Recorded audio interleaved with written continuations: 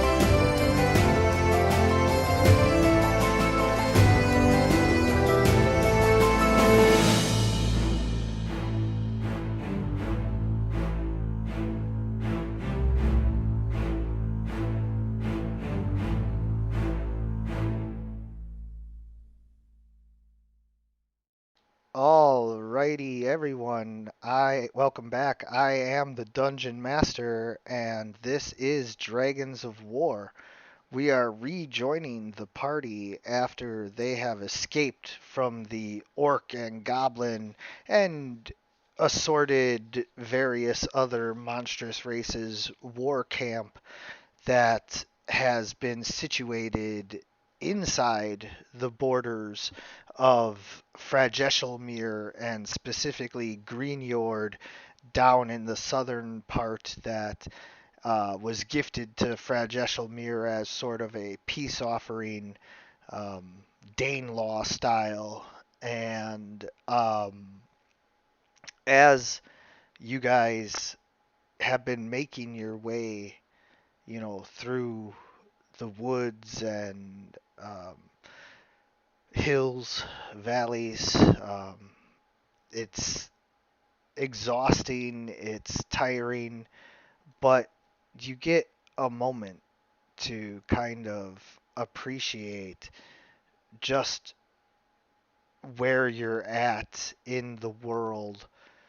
This is some of the lushest, temperate, forested areas in all of Tenkenarth.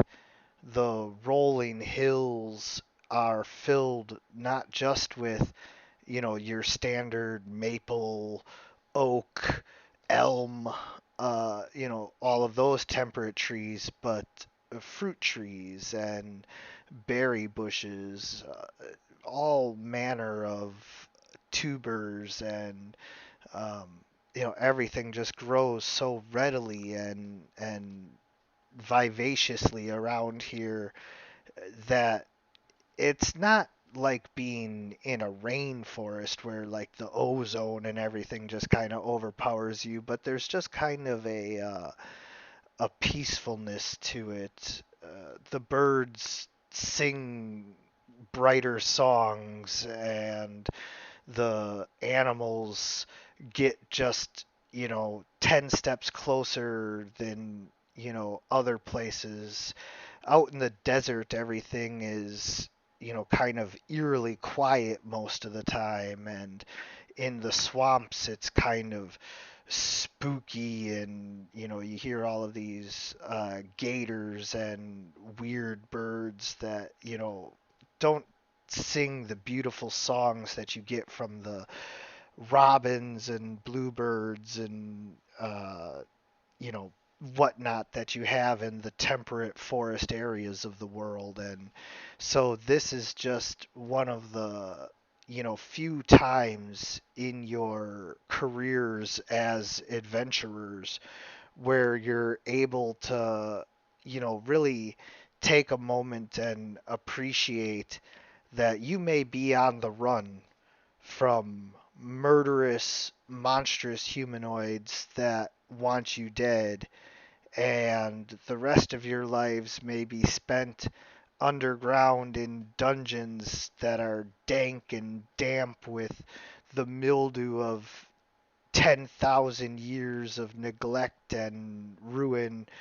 Um, but right now, right here, you could just sit down and have yourself a picnic straight out of a Norman Rockwell painting, although who is that? But still, it's idealistic, and it's something that warms your monstrous heart, uh, D'Angelo and Gorakul and all of that, and you feel lucky to be alive in this moment, and even more so because as you guys were traveling, Pesci has come back to the party with a sack full of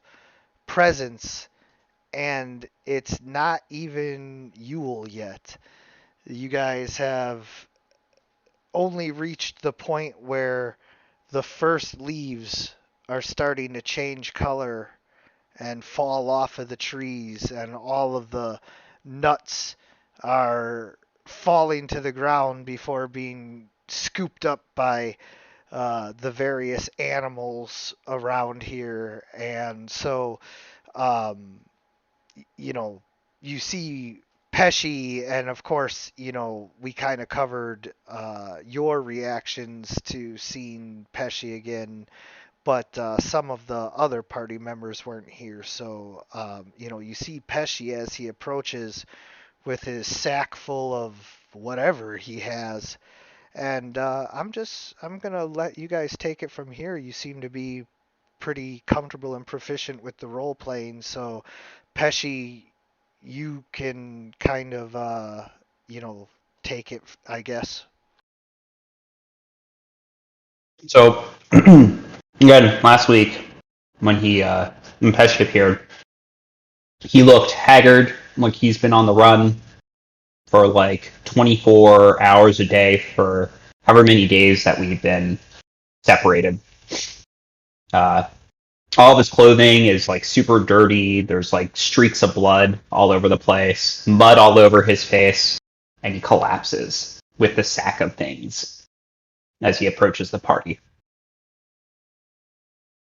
Guy. I don't know anything about this guy. I'm just enjoying the fields, and I've escaped with you guys, and I haven't been here, So who's this guy? That is a good point. Yeah, you have never seen this gnome really before. Seems nice enough. Brought a sack of stuff. I'd be happy to eat it, whatever it is. Yoraku sort of like stands up and sort of like sitting on one of the nearby rocks says, "That would be Pesci." would we have been able to hear his songs and everything from from that pen that we were in? Possibly like not like the full performance, just like the noise of somebody in the distance, like when there's a concert in town, but you're not, there. I guess would I have recognized him as, hey, he was that guy that was dancing and singing No, and entertaining all those orcs? no. So, Goracle, you know this guy. Do we like this guy, or should I eat him? I mean, I'm hungry. It's beautiful. I could eat the fruit, but I could also eat him. He looks very bite-sized. Please don't eat the Hey gnome. now. Come on, just having some fun here.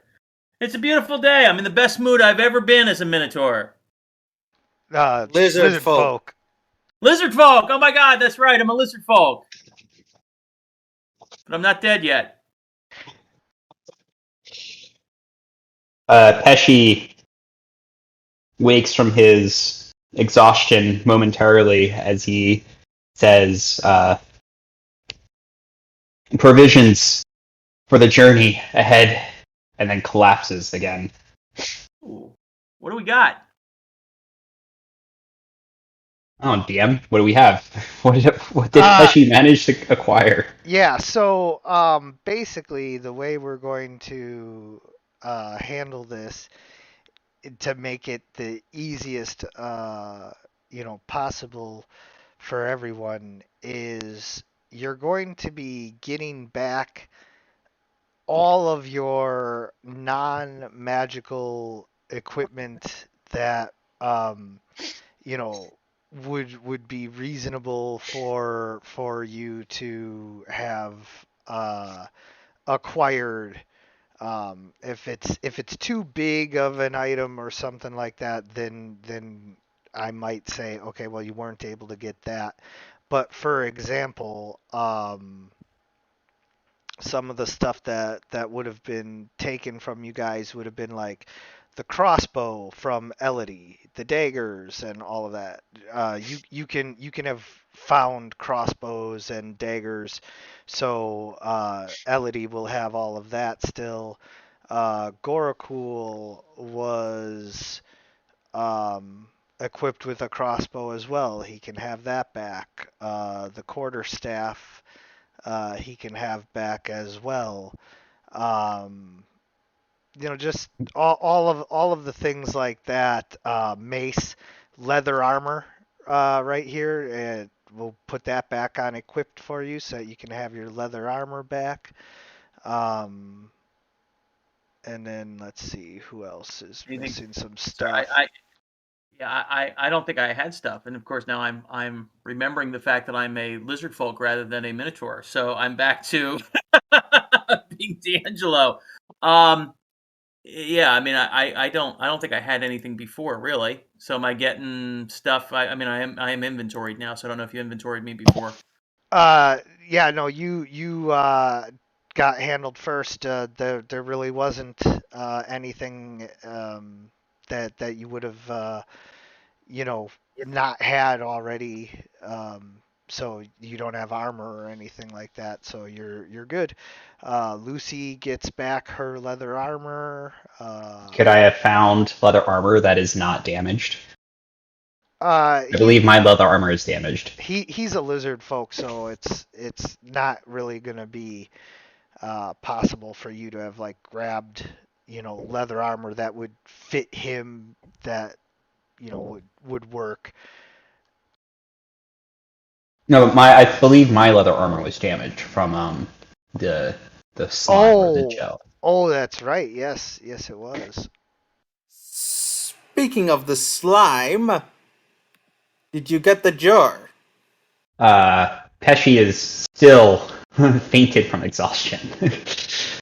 All right, what jar are you talking about here, Gorakul? What are you talking about here? Stone Yeah. one.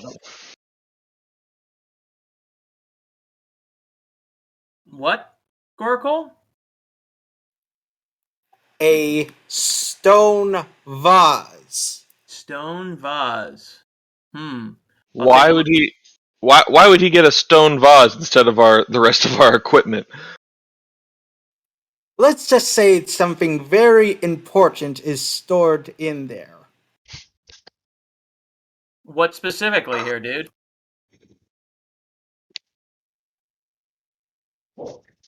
Didn't I already talk? Did I talk to you about the fact that it's a slime? I think that happened last week, which is technically after the events that happen here. Well, I know something of it, not as a character, but as a player, so I'll leave it at that. We look in the sack. Do we find it there, DM? No. No. Sorry, dude. Don't see it in here. Blast it! Must be still in the camp. And Gorakul sort of look around and says, well, if in any case we should find the nearest source of civilization. Well, I'm enjoying where we are right now. I mean, this is just a wonderful, wonderful place to be for a lizard. Where do you want to go? Well, I was hoping to find one of the nearest civilizations and try and get some help getting not only the star back, but some of our more important stuff. You know, I mean, I don't want to go any place back close to these orcs. I just got away from them.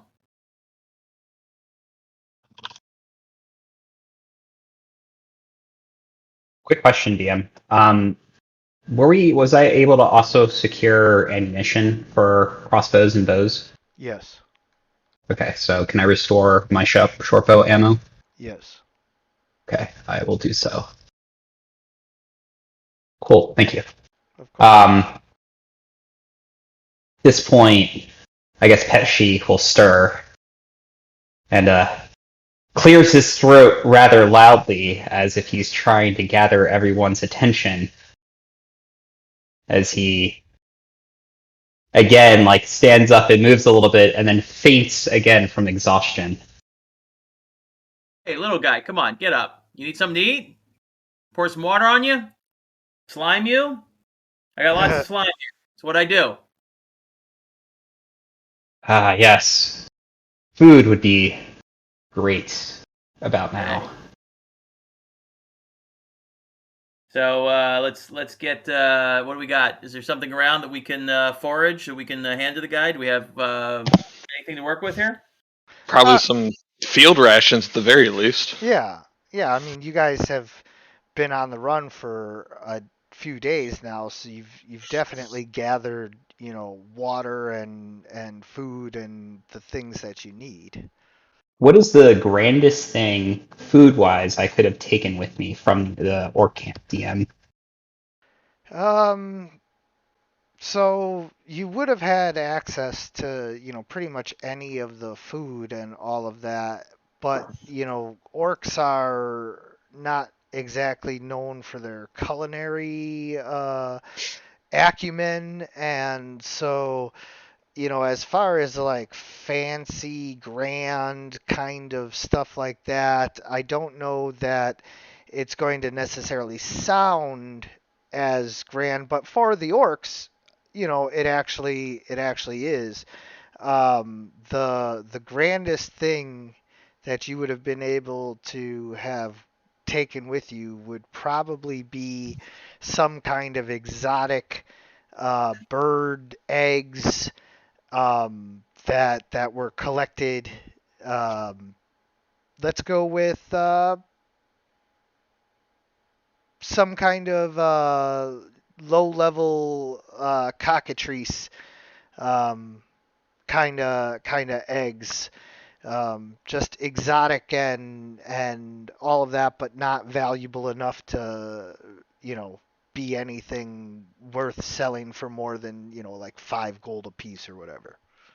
Okay. At this point, Unless we Pesci can goes- convince someone it's a dragon egg. Ooh. I'm just having pictures of Khaleesi or something.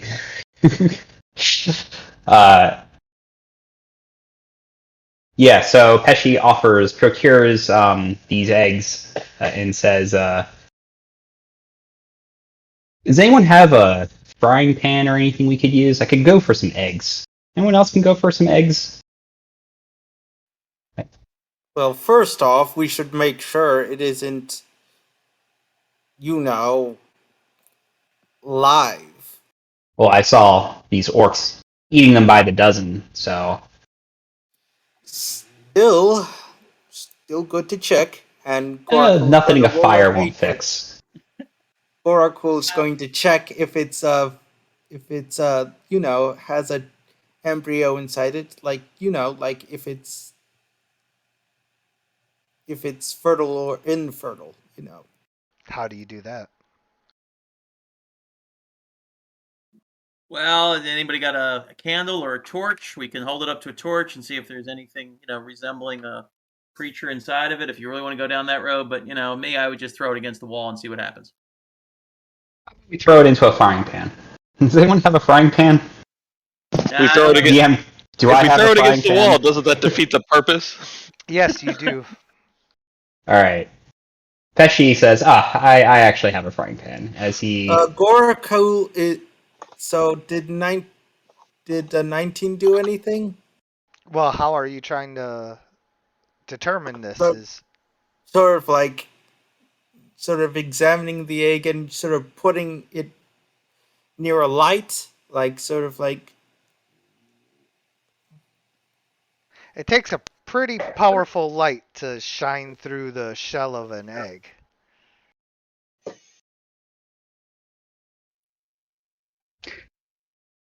Pesci starts preparing a fire, and assuming this location is safe.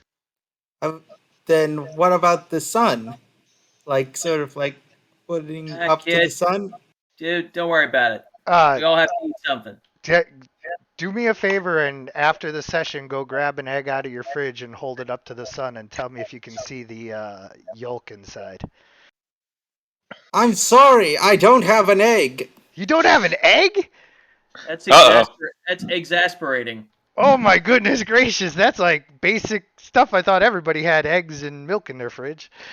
Someone needs to go grocery shopping. Yeah. No, somebody doesn't eat eggs. Oh! That is probably more logical. So, Let's save.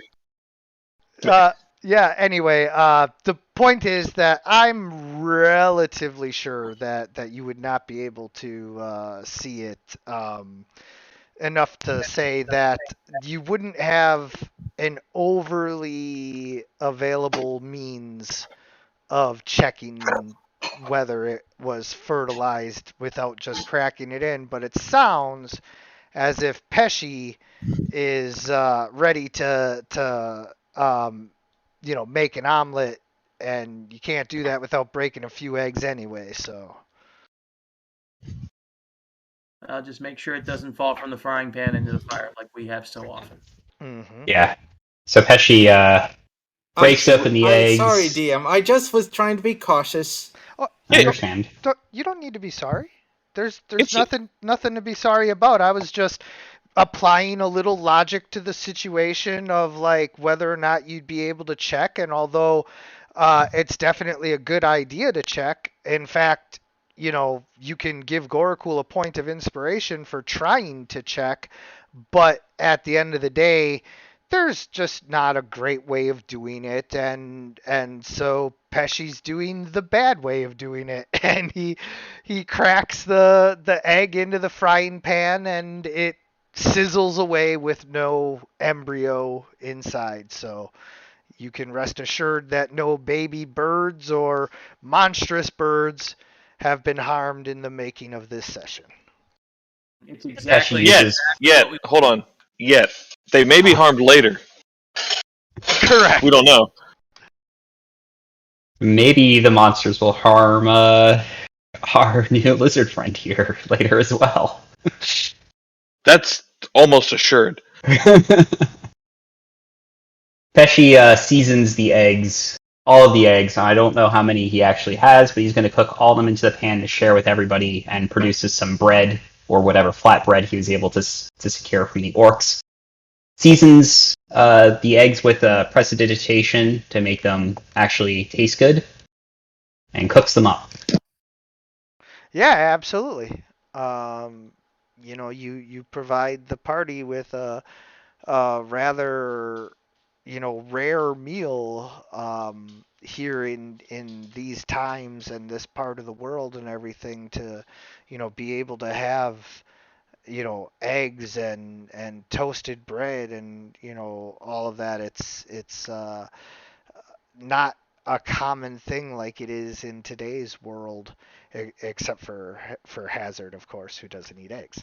But the rest of everybody has that almost every morning. Some kind of cooked up toasted eggs and whatever. Whether it's French toast or scrambled eggs and toast, or even just a McMuffin.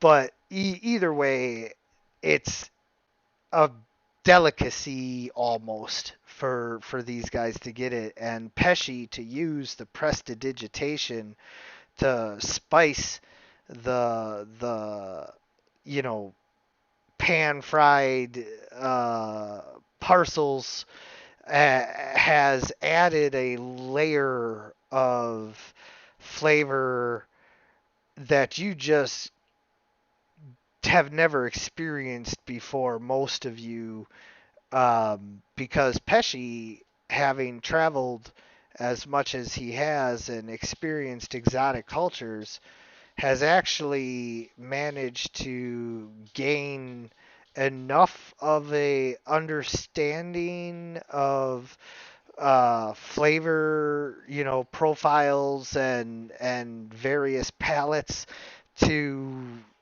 really just hit the perfect combination of savory and maybe just a little bit spicy, being a delicate bardic gnome such as himself. I'm not sure where his spice level tolerance would be at, but certainly I don't imagine you're going with the flames shooting out of your ears kind of spice level.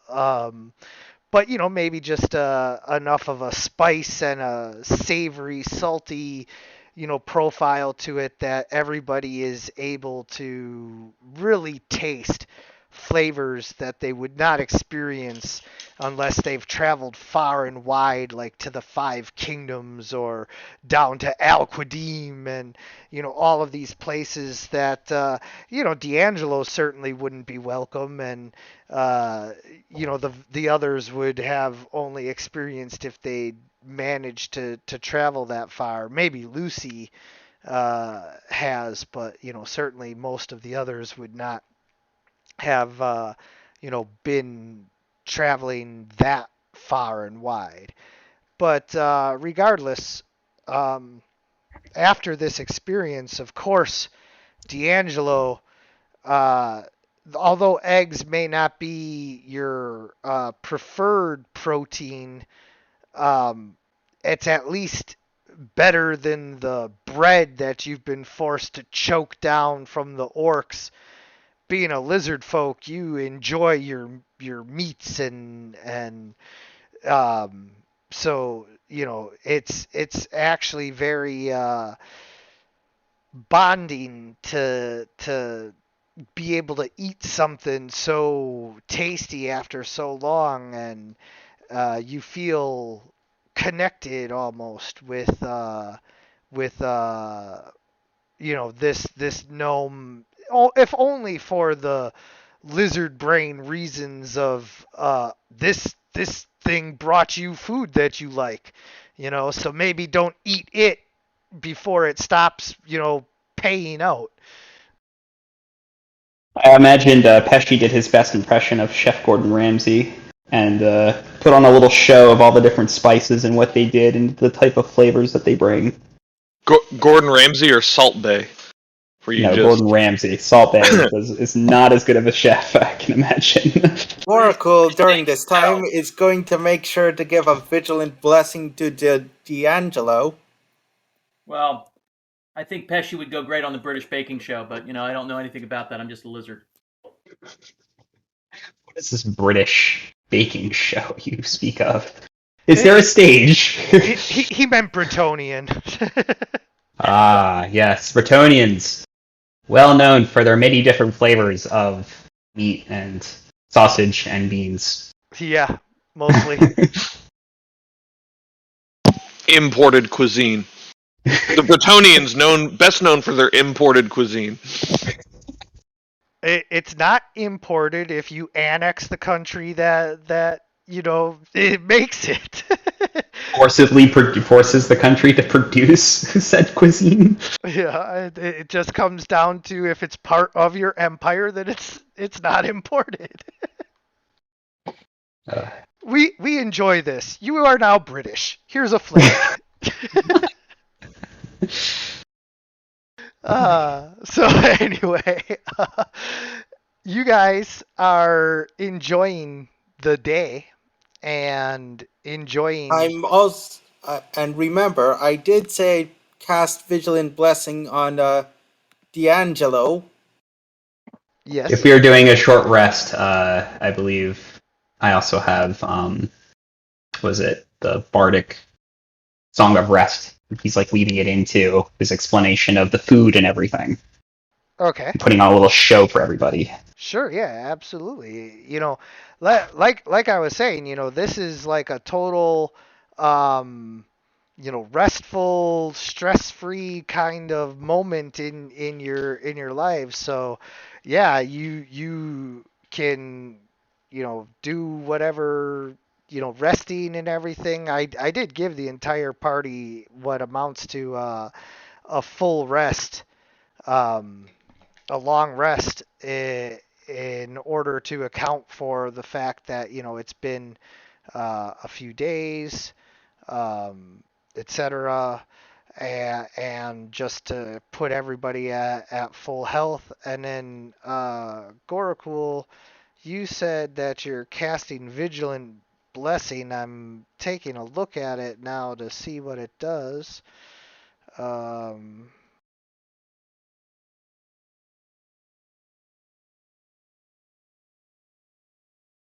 As I wasn't sure if action, anyone had you a... give one creature you touch advantage on the next initiative roll the creature makes, amends immediately after the roll, or if you use this feature again. Yeah, that's perfect.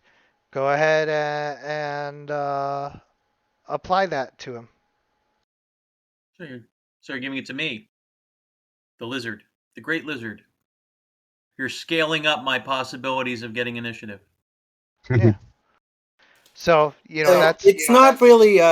It's not really. I don't have it in Wait. I don't have it in actions. Yes, you do. Do I? Yes. Oh, here.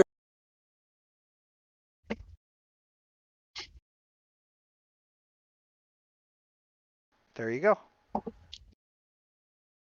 So yeah, that was a very, very good idea there, Gorakul, because that power does not have a timer on it, so to speak, and you can apply it to him whenever, and it doesn't go away again until they use it or you use that power again. So it could literally have been a full day, and unless they've rolled initiative or you've used that power again, D'Angelo will still have advantage on any initiative. So you basically do like an astrological reading for D'Angelo, where you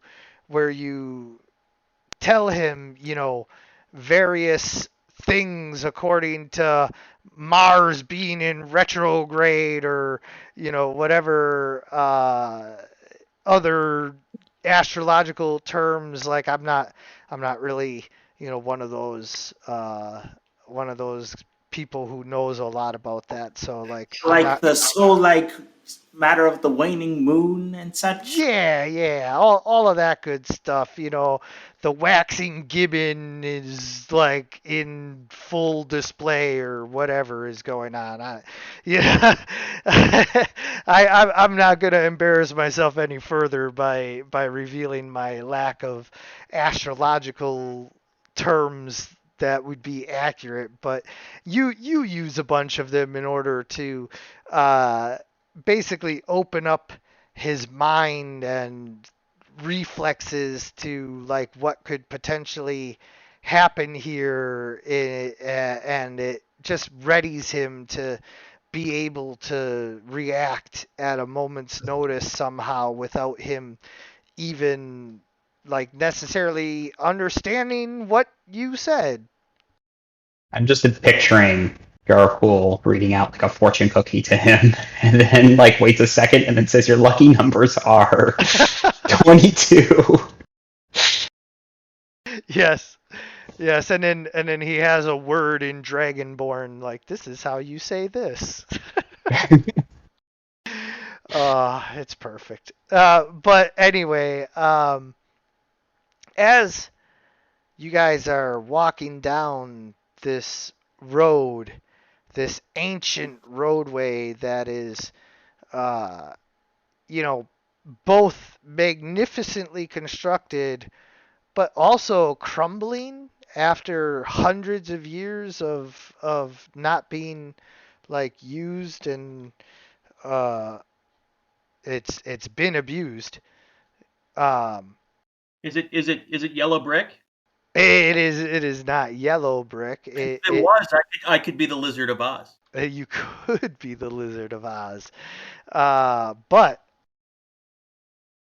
the bricks and whatnot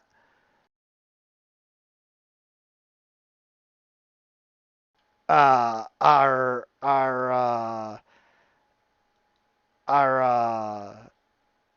still like lining the road, but they're like loose. I don't know if you guys have ever been down one of America's old brick roads, but when they're not maintained, it's almost like worse than just a dirt or gravel road. It's just bricks like jutting up at every angle. It's really bad. This road leading us, Goracle. You wanted to go back to civilization. Are we supposed to walk this way? What are we doing? I've heard of taking the road less traveled, but I don't think that's exactly what they mean. Well, DM, do I recall any troop movements or anything coming this way from the orcs? Yes, the road that you guys are on will lead you straight to one of the main cities where they plan on, so they had a whole bunch of little cities that they have been attacking, but now they're going to converge all of those smaller armies into one and attack one of the big cities, and the road you're on is going to take you straight there. Okay. And do I know the timeline for this? Well, it's all not like timed out as far as like on this date and this date. It's like stages of battle to where when we get done with these cities and everybody's ready, then we'll regroup here. Okay. Pesci turns to the group and scratches his head and says, "Surprised no one asked me how I got here," as he eyes everybody. As if he has and he has like a giddy expression on his face, as if he has a story to unyarn for everyone. Go ahead. Well, there I was. Well, we were being attacked by the Illblade the orcs sent our way. And who was your last character? The Minotaur? And then our Minotaur friend was Sloane in front of me. And the orcs were going around and knocking everybody out. So I did the best thing a gnome can do. Run away. I ran. And I managed to evade their capture for a little while. However, eventually they caught me. So And I'm not sure if you heard my grand tellings in the camp or anything, but I managed to convince them that I would be useful for entertainment. From this, I was able to gain their at least uneasy respect. And they gave me an option, which was stay with one of their members for their good, or be thrown into the pit with you guys. I opted to see what I could learn from this person. Unfortunately, not much could be learned, and one rather uncomfortable night later, I managed to escape. Now, this is where the story gets interesting. I hid in the forest, and in my hidings, I happened upon Sir Whiskers, the long-lost mouse prince of a kingdom far away. He was on a quest to gain renown so that when he comes back to his kingdom, he would be more well known than his 20 or so odd brothers and sisters and gain the throne. We hatched up a scheme to trick the orcs into attacking the wrong location. And that is how we re-entered the camp.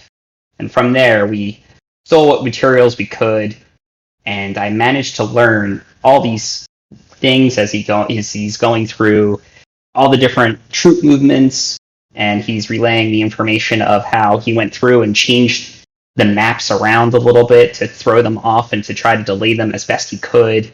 And he discussed the tales of how Sir Whiskers ended up getting a crew of mice together to get access to their stores and eat all their food and taint it.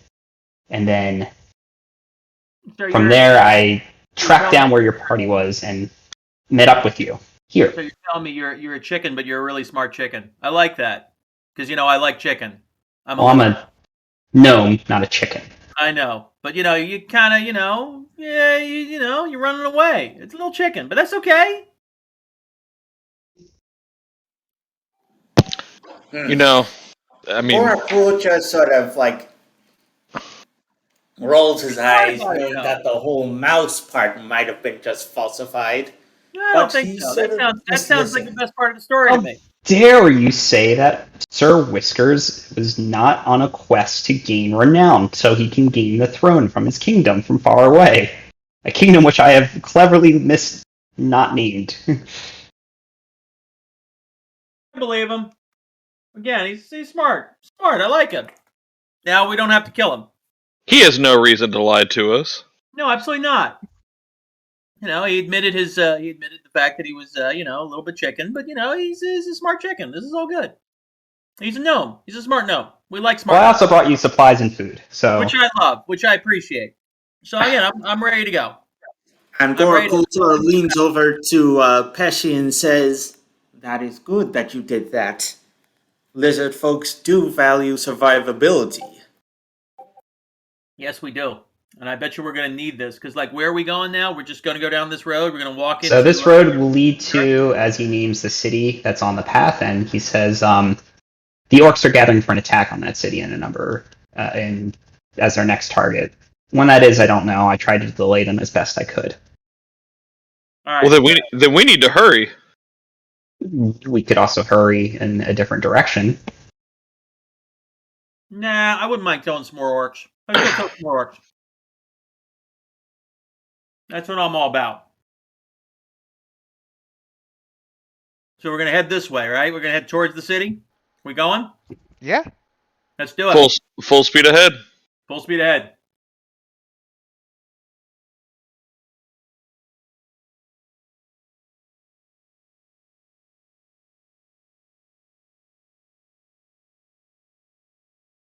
Oh, token lock's not on. You guys can feel free to move down the path.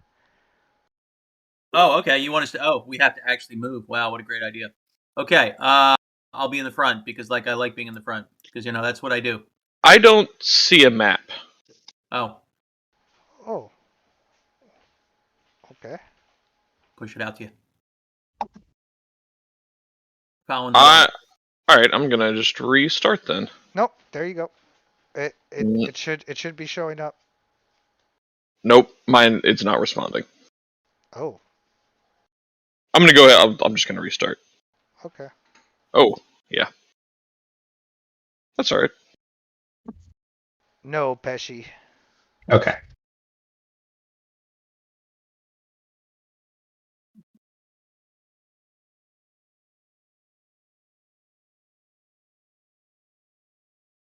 Sorry, I'm going to stick with the Lizard of Oz thing there for a while. Where's Bitey Slayer going?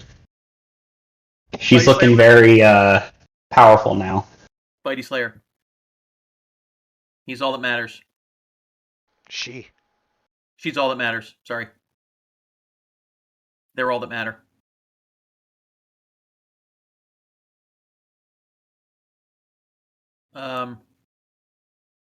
Are we gonna continue to have Elodie and Lucy up at the back here? Yeah. Their tokens only showed up due to Yeah. Previous encounter. Okay. Mhm. So we're walking along. I'm gonna wait for Curzor to come back into the play here. Yeah, it's working on it. I get a nice little D&D ampersand.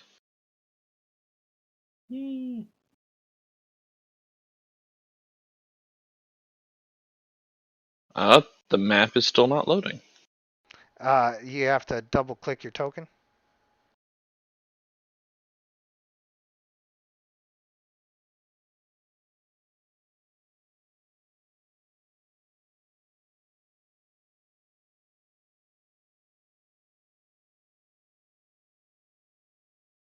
There we go. Where is everybody? Up ahead, down the road.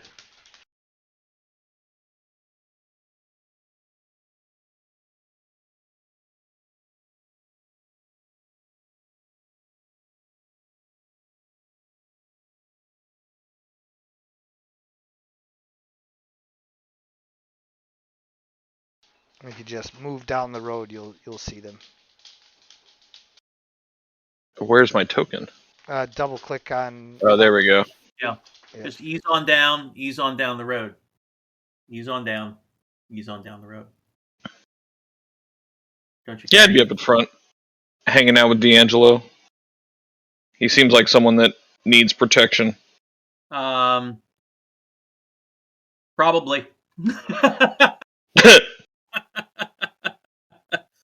All right. Shall we continue? We're gonna just My keep going shield here. I gave you, right? Yeah. I do believe I have that shield. Awesome.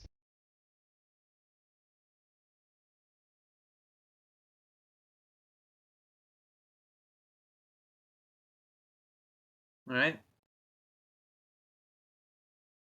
I'm gonna look left, look right, because I'm crossing a little. Is this like a dry gully here? What do I got here? You got like what would amount to a like rugged path of people, moving through here, but not as frequently as like the road. Can we look Get around up. any recent tracks? Anything we look at and like some. I was about ready to ask. Yeah, Do we see anything? You can roll for survival to see if you see any like tracks or anything.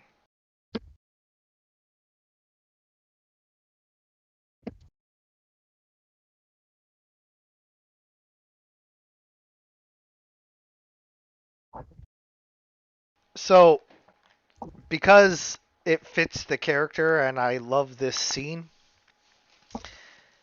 Pesci, you don't see anything in particular, but you can begin to embellish about how, like, oh, you see how this leaf is bent like this? This tells me that, somebody, a deer came through here, and this branch was snapped because the deer was like in mating season and was, and you're just BSing the hell out of everybody about how, you can tell like what animals have been through here. But while you're doing that, D'Angelo just kind of sniffs, and he knows, for sure that you're full of it when it comes to the deer. But D'Angelo, you can smell the hairy scent of wolf spiders, and you know that the goblins that you guys faced have wolf spider riders. Huh. All right. Wolf So, spiders. can I tell which direction they came from and which direction they were going towards? Anything like that? Well, I mean, scent isn't like directive Okay. like that unless you're talking about like a powerful source of it to where like, okay, for sure the scent is in that direction. But when it's like somebody who came through, like, you're not going to be able to tell like which direction they were headed. No, yeah, I wasn't sure if, like the smell was stronger on one side or the other, something like that. Okay. Yeah. So guys, you heard you got some bad stuff coming down the road here. So is everybody ready? Might have a problem here as we keep going down the road. Down the road. Pesci stops and says, well, he stops and then he goes, oh, okay. And then he steps over and stealths as he's hiding now. No, not imminent yet, man. We got to keep walking. You're not gonna stay here. Not gonna wait for it. Well, I mean, he's still going to be moving. He's Okay. not staying still. He's preparing for an attack. So he's Gotcha. being careful Right, I'm coming over to because here. he's squishy. Yep, squishy's good. Smell getting stronger, weaker, no difference. A little bit weaker as you continue on down the road. Huh. Well, I guess we're just gonna keep going because we're trying to go to civilization. Oh no, the bridge is out. Oh, come on. Look at it. Bitey can't even make it past that. What are you talking about? It's just a little stream. I can throw you right over it. Ah! Please, D'Angelo, do not throw Bitey Slayer across the river. No, it's like the famous story of throwing a dwarf. You've heard of that story. You throw a dwarf across a very large chasm to get to the other side. It's no problem. All the day you'll have good luck. So we cannot actually go across this bridge. Correct. The bridge has been washed out by a flood that happened who knows how long ago, years, decades. It definitely destroyed the bridge, but left it to where like the bridge just started to fall apart from there. And so as you guys are looking at this, you realize that you're gonna have to like go around or something like you're not gonna just Alright. be able to walk across the bridge. Okay. How wide Sure, is the well, gap? started seeing this, and let me just check my sort of tells and such. Sort of thinks to himself like, shame a mending spell only fixes so much. Yeah, it's about 15 to 20 feet, depending on exactly where you're talking. Is there like is there a connection that I can maybe like acrobatically, balance myself across? Because according to this map, it looks like there's Yeah, a rail, but I'm assuming it's not. it would be extremely dangerous. Okay. And the river is pretty fast moving, so you'd be swept away if you fell. All right, so let's go Okay. back. Let's go back, guys. Let's figure out what we can do here. So either we can go up And the river. Goraku sort of looks around to see how many sort of stones are around, like loose stones. Like, Dozens. and he thinks to himself, what if we were to stack these stones and fill in the gaps? Now Um, let's just walk around this thing. How big are these trees? These are actually really, really large trees. Not quite like, redwood style big, but definitely larger than what you would expect for your standard trees. Although I wouldn't say that it's like impossible sized trees. It's just, trees that have been actually allowed to grow for 200 to 300 years rather than being cut down. Could we fell a tree that is close enough in the direction to cross the river on the tree? Could you fell a tree? Yeah, could we make one fall over across the river so we can cross over on the tree? I don't know. Do you guys have equipment for that? We have the axes. Yeah, but come on, guys. Let's go around. It's not worth it. Well, All right. do you have axes though? I thought that I got an axe. we were. I got an axe in my inventory, but again, I'm not really in the mood to use it for this purpose. Right, yeah. The lizard folk has made it very clear that like he'll just swim across and you guys can fend for yourselves. No, I mean, yeah, come on back here. Let's take a look at this dry river bed or whatever this other thing is here. What's better for us map wise here, Pesh? You're going north or going south? What would be the better direction to get us closer to the city? The city is north. City is north, so we want to go up. Correct. Okay. Who's with me? So we can go north. I guess we cross the path so we can carefully go north up the path. Yeah, I would think so. We're gonna run into something anyway. I can already smell it. But I'd rather kill it anyway because I like killing things. That's what I do. Well, and you're pretty sure you know what it is. And the closer you get now, as you start to head up the path, you can smell the foul goblins. It's no question that it's the goblins on top of their spiders. So kind of where you're at right there with that, Yep. up in the trees there. Is that D'Angelo? Everybody kind of position yourselves around that the way you would be positioned.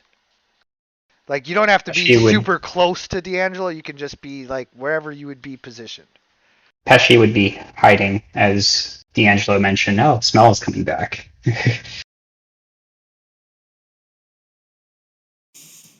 And don't forget Bitey, Slater. Yeah, we definitely got something up ahead here, guys. So let's be careful. Yeah. Pesci is definitely hiding, ready for a surprise attack. All right. I'm going to go up. Do I see anything? DM? Okay, well, hold on. Go back. So where you guys were? I hadn't hit token lock just yet. Sorry. Come back. It's okay. So as you guys are back in your positions down there, Perzor, you wanna? Yeah, come on back down, Perzor. Trust me, this is what you guys want. I'm giving you the most like heads up that I can. What you want? It's another opportunity for the lizard to die. Yeah. First, Pesky, roll for your stealth. Yep. Stealth roll. Boom. Thanks. Okay. Now, D'Angelo and Perzor roll for your perception.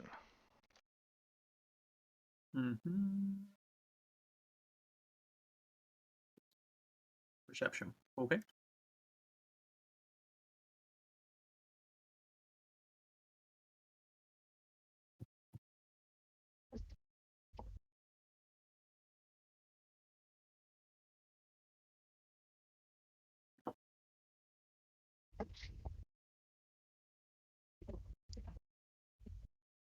All right. So, you guys both. Well, actually, let me just see. Oh my goodness. All right. Well, at least they don't know where Pesci is, but you guys do not see them. So I'm turning. Token lock is on. We're going to have everybody move up 30 feet and try again. Huh. The only reason that I'm having you try again is because it would be highly unusual for you to, not notice something the closer you get. So I'm just, once again giving you every chance. Well, okay. Perception again? And now you two get to roll perception again. Yes. No, 19. Perzor, you spot a little bit of an off shadow. You see those trees? You know how like trees are normally like just there? Yeah, well this one, I don't know. Seems to be moving. And so it gives away the position of the spider riders. And you guys may roll for initiative. And D'Angelo has advantage on his initiative. It's automatic. That's why it's a thing. Okay, so I don't need to hit any button. I just roll. Correct. Just roll what? Oh. Where's the initiative? 19.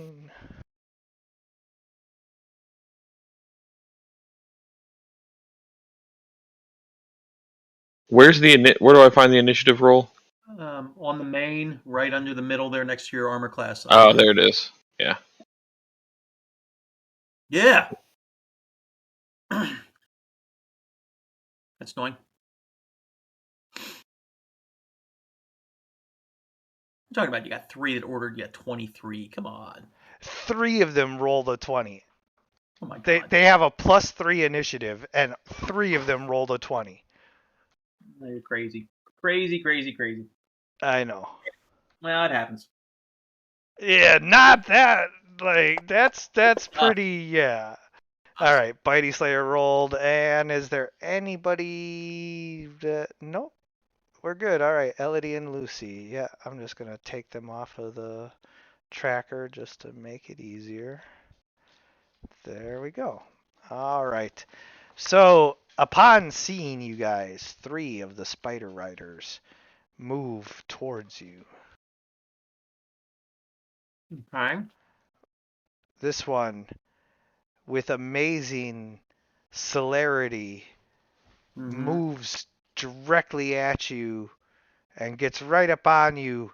Its hideous fangs clashing and gnashing together towards you as its hairy legs raise up to try and like grapple you and grab you, but that was... Did you really not move adjacent to me, D'Angelo? I did. Okay. Sorry. And the spider ends its turn because it had to dash.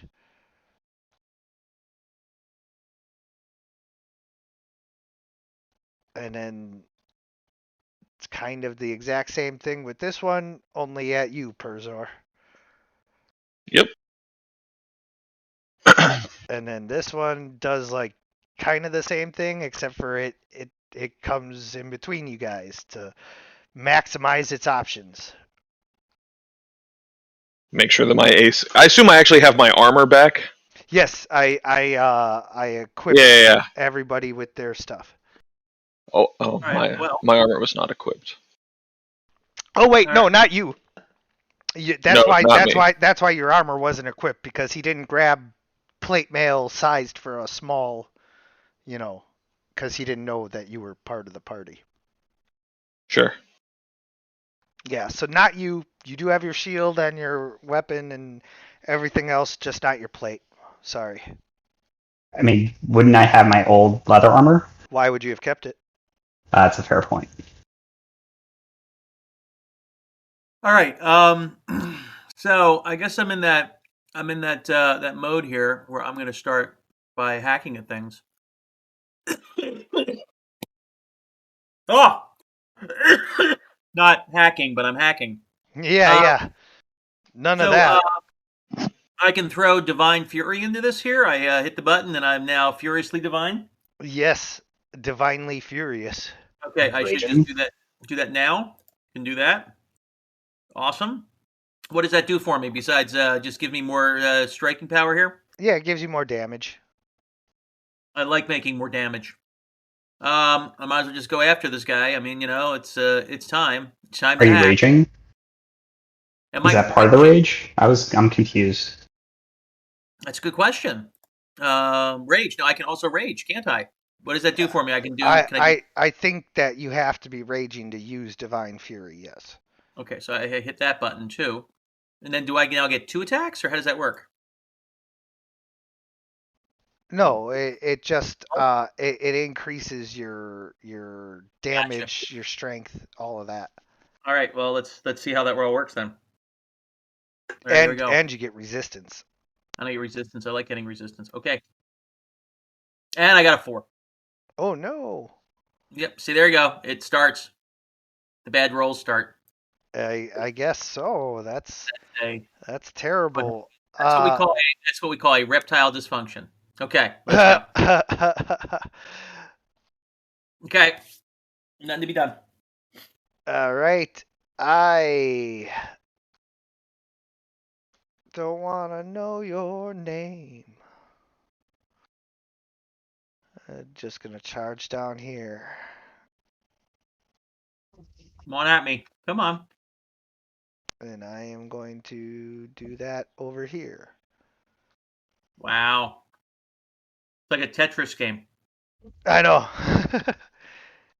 Dun-dun-dun-dun-dun-dun-dun-dun-dun.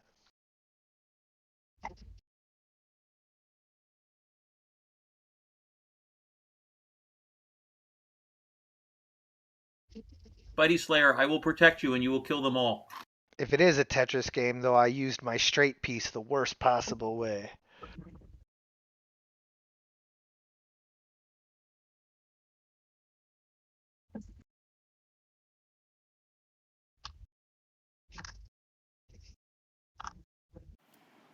Well, Gorakuls, seeing that these things are getting awfully close, decides to use bit of a bit of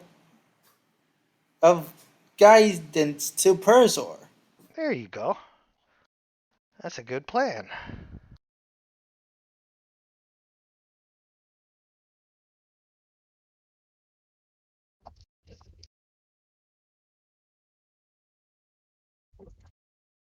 What exactly does guidance? Is there a way for me to see the effect of that? Yeah. On the combat tracker under your character, it'll tell you, and then in the Oh, chat, it tells you. okay. So it's cool. It gets automatically added. Correct. So Gorakul, sort of muttering this name of stars, guides the blade of Persor.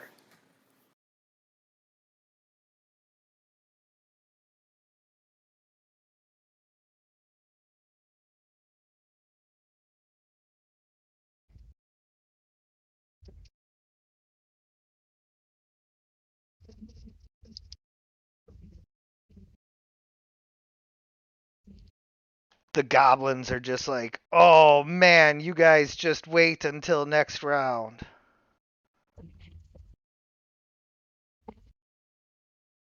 Oh, it's my turn. It didn't prompt me when it hit. Okay, I Oh, didn't go apologize. ding ding. No, it did not. Okay. So let's see. Pesci will. How far away is D'Angelo?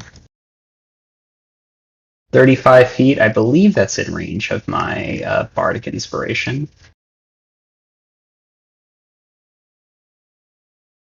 Yeah, it's within range. So he will use bardic inspiration on D'Angelo, and then he is going to ready an action to cast a spell at the. I guess this is Spider Rider 6.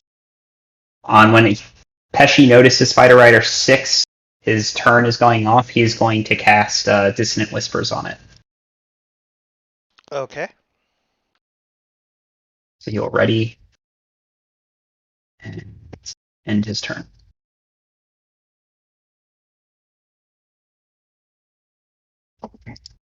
Alright, I'm going to, I guess, disengage or 5-foot step so I'm next to D'Angelo. Disengage, but that takes up your standard action. Is there no way to adjust my positioning as a move action? You'd only be drawing one attack of opportunity, potentially. Yeah, Yeah, you can move like as a move action, but the one would get the attack of opportunity. I And apologize. again, Here. you can just attack if you want. I don't want to just attack. I want to move Attack. next to D'Angelo. Why don't you attack 3 and then move? So do you disengage or do you just move? I guess I just move. I just want to use my move action. Okay. Like there used to be a shift. I guess there's no shift anymore. Correct. Yeah, my bad. Sorry about that.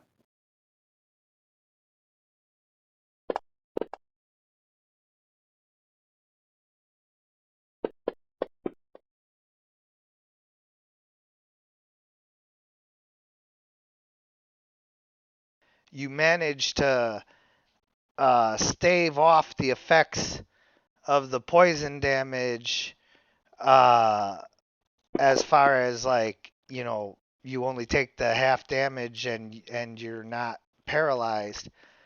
But you guys forget, this is not one creature, this is 2. That sucks. Oh, what? It untargeted you because of that. Alright, that's a hit. Because you succeeded on your save, it untargeted you. Mm. Alright. So the goblin and the spider both strike at you. But now you may finish your turn. I'm sorry. All right. None of these other spider riders have actually been attacked. Correct. All right, then I'm going to target number 4. Okay. How do I? Am I targeting? Here you go. There we go. Now I'm targeting. Correct, yes.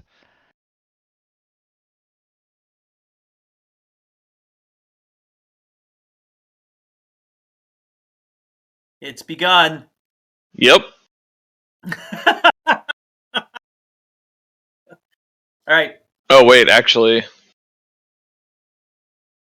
Yeah. Yeah. Well, this is.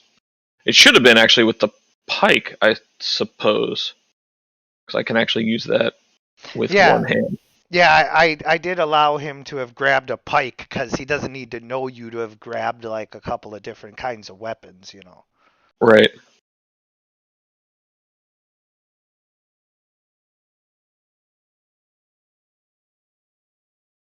Although this is a magical longsword. It's just unfortunate. Can I use it in one hand? Well, I don't actually know what it does. But that, no, now you do. You've used it for long enough to where, boom. Which reminds me, D'Angelo, you also now have unlocked the powers of your axe. oh, cool! It's cursed.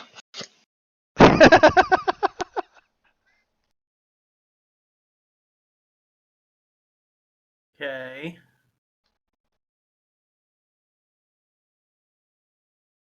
Maniacal laugh. Was that a weapon that I gave him? No, he got it from an orc, and Oh. Yeah. it's don't let him fool you. It's still okay.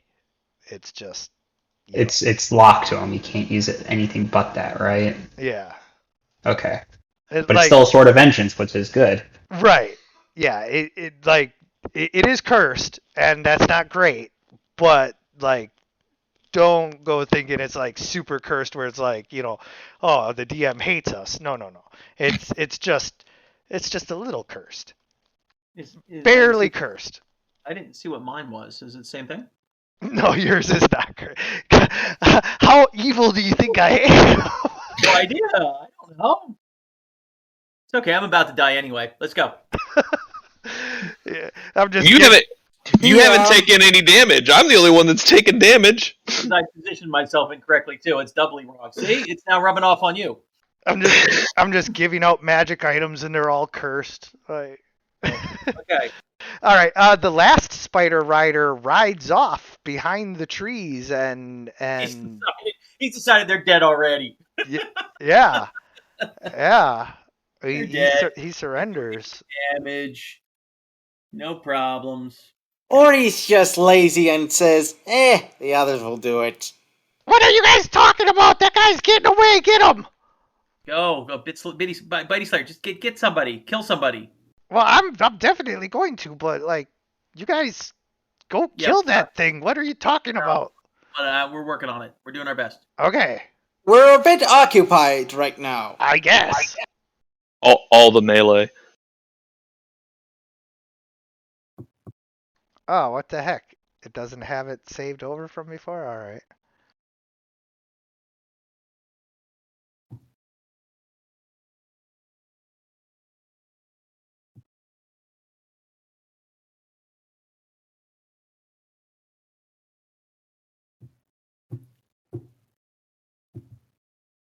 Oh, I have to roll it from here?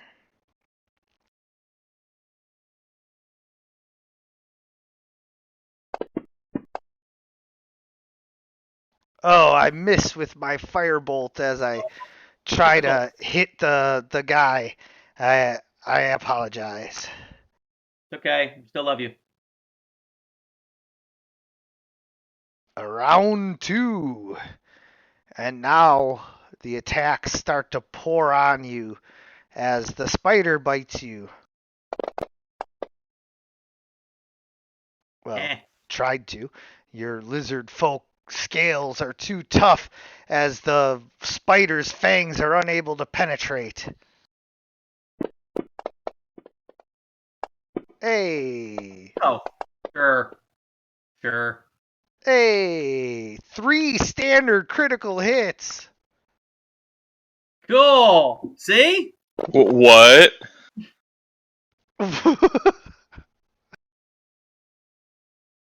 We're gonna do 2.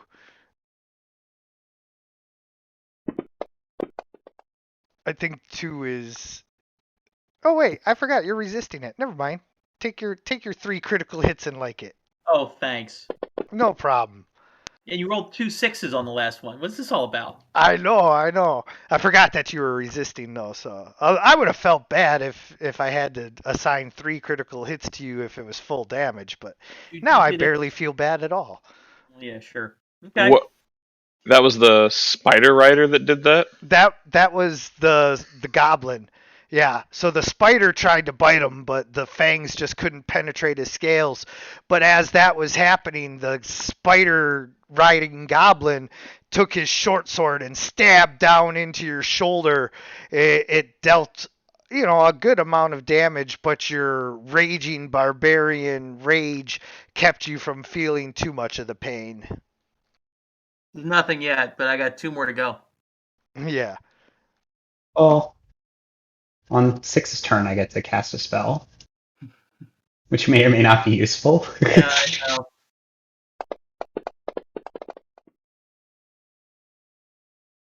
Oh man.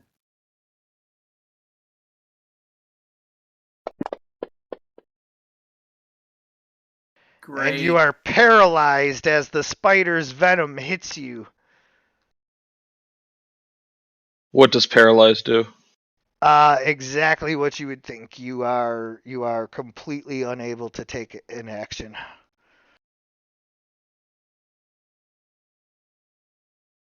Yeah, this is already looking like one of our typical battles here where we're pretty much shot. Critical hit. And then the goblin stabs you as you fall defenseless to the ground like the evil little goblin that it is. Yeah. I wish I had my armor. I wouldn't have actually taken any of those hits. And He says as he glares at the gnome. I don't think I could have carried that. Well, on 6's turn, I get to do Yep. my action, correct? Yep. Cool. That's why I'm Alright. waiting. So, let's see. Haha! Takes this much psychic damage. And then it must flee. Getting an attack of opportunity from D'Angelo. Unfortunately, Perzer, you're down. okay. That makes sense. Yes. Okay, so my Yes, attack he of is 100% right about all of that. Awesome. Okay, my attack of opportunity is coming then. As soon as I find my great axe. Sure. Just grab your okay one if you're in No, a hurry. I like the fact that it's great. Okay, wonderful.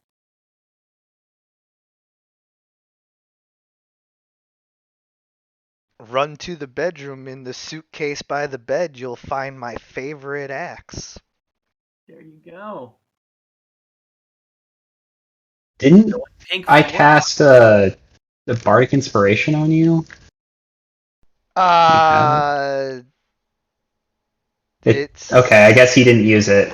yeah. You have to say when Okay. you're using it. Cool. It's all right. Just a reminder, Brian. Yep.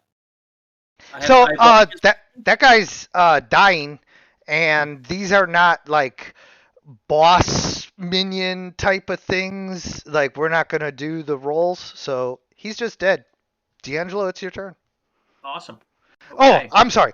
As the spider begins to flee from the dissonant whispers that Pesci cast, hearing demonic voices and fearing for its life, it begins to run, but D'Angelo's axe comes down on the back of the goblin's head, splitting it open and spilling its life out onto the ground. I'm liking it. I'm liking it. D'Angelo.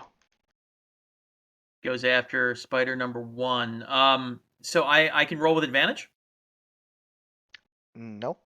No, I thought I had Bardic Inspiration. No, that's It not. gives you a 1d4 to add to your attack, or Yeah, to your save, or you to an wanna use- action.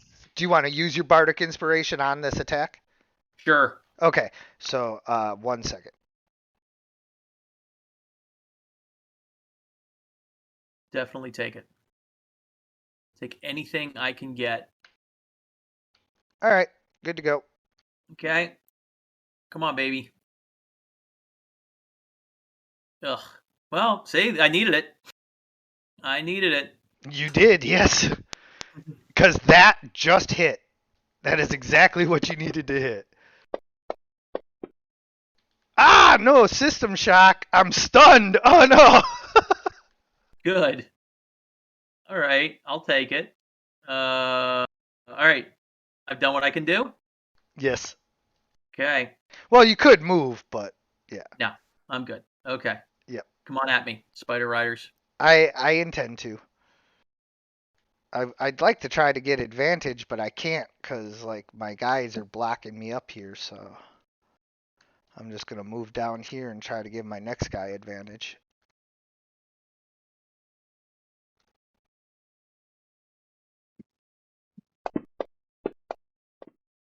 Hey, hold still. Can't do it. Ah, spinning around with your great axe, weaving this way and that, and your lizard-like dexterity allowing you to move with a quickness that you would not expect from someone as big as you. You dodge and weave out of the spider and the rider's attacks. Excellent. But now I get advantage.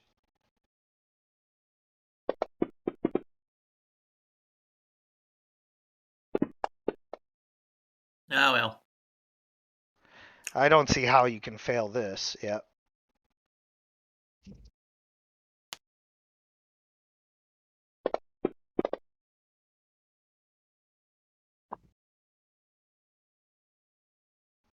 Retarget you. Oops, forgot to roll with advantage.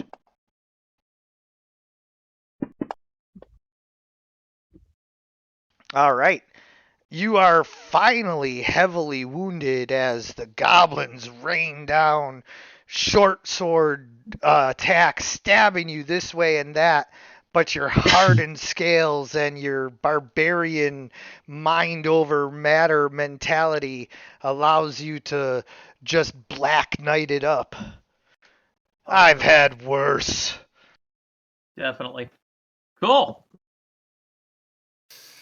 So, Gorakul, seeing that Spider Rider, he's going to target the goblin. Okay. And he's going to try and dismount him by using his thorn whip. Okay. What? Isn't that not a good way of using thorn whip? You worry too much, my friend. I've told you this. When I say okay, I'm acknowledging that that is what you're trying to do. Make your roll. Let's see what happens. And for the record, even though I wouldn't normally tell players this, I think that was a very brilliant idea. I'm going to use my inspiration to give me advantage. Yeah, next time do it beforehand though. I'm sorry. No, it's okay.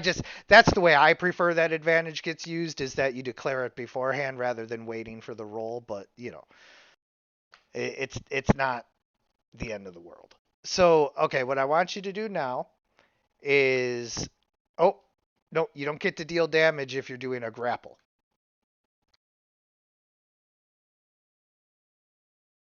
Don't worry, I gave him back his 2 hit points. It's just 2 hit points. Now do the opposed grapple attempt. You already have him grappled. I want to make that clear. But this is to pull him off. All right. So you pull him off of the spider. So now there's a goblin in the square next to you. And I'm going to put him on right now.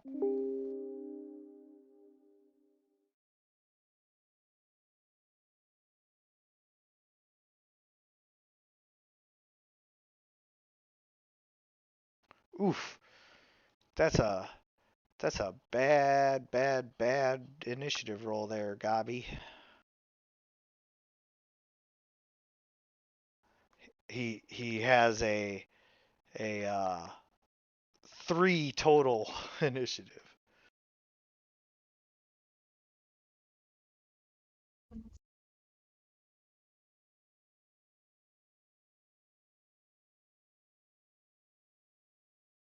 Alright, got a token for him, and on the map he goes. Boom. Alright, so now Spider Rider number 4 no longer has a rider. The spider does attempt to bite D'Angelo nonetheless. But first I have to fix this grappled thing. I just realized that the spider is grappled, not the goblin. There we go. Alright.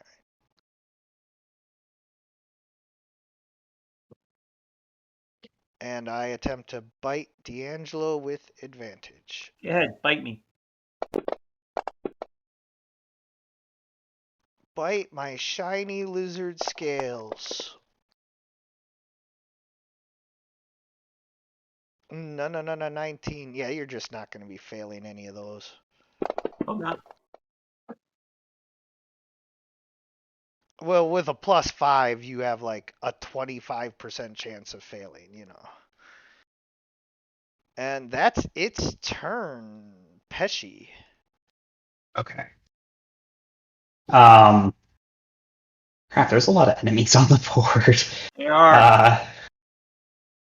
I don't have any AoE things I could do. What else could I do here that may be able to help in this situation? These guys have a little bit too much HP for sleep.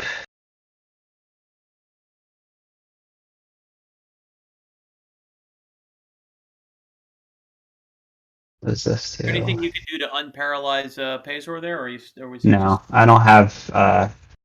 I mean, I can use a healing word on him, but that's HP. That's not any I other could things. use some of that too.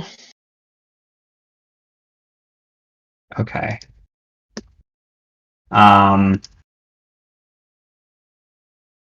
You get a save at the end of your turn. Yeah. Okay, so I can only use, yeah, so if I use Healing Word, then I can't cast any spells or prep anything, but I can use a cantrip. So, alright. I'm going to target Perzor, and say, come on, Perzor, shake a leg. There's enemies afoot. So heal him. God, that was a terrible roll. As bad as it could have been, but the healing still manages to get Perzer back up and into the fight. You're prone right now, but you can stand up. So Okay. And let's see. Which one of these spiders act first? Spider Rider 1 and Spider Rider 5. I will target Spider Rider 5. And 1 is stunned. So yeah. Okay. And I will use, where is it? Vicious Mockery. Okay. Now, what do I say? no, 19. I stammer an insult as I can't think of anything. Yeah, well, he saved against it anyway. You're like your mother was a hairy spider, and it's like, yeah, exactly. I didn't know you knew my mother. She's a very, very fine woman. You should, she's worried about you. You should go give her a call sometime. Okay. DM, I am gonna ready cutting words, and when Spider Rider... You can't. No, it's a reaction. I'm just letting you know that I will be preparing to use it when 5 tries to attack Perzor. Got you. Thank you. That helps. Alright, well, I am going to stand up. Yep. And then I think I'm going to attack Spider Rider 1. You're also targeting 4 and yourself. Okay, can I just clear all targets? Yeah, hold on. Alright, now just target one. There you go. Okay. I'll go ahead and take a swing.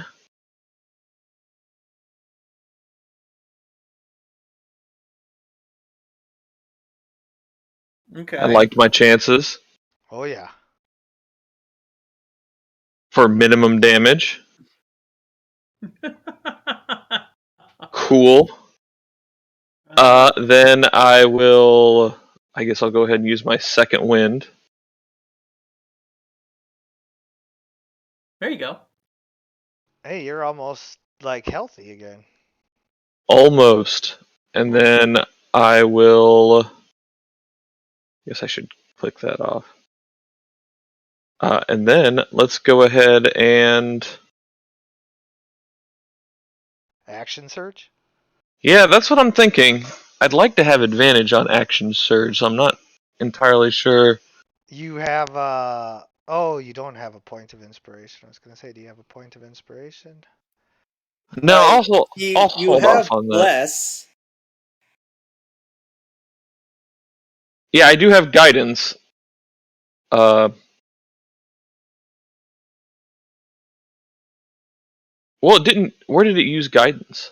Guidance is, hold on, let me reread this.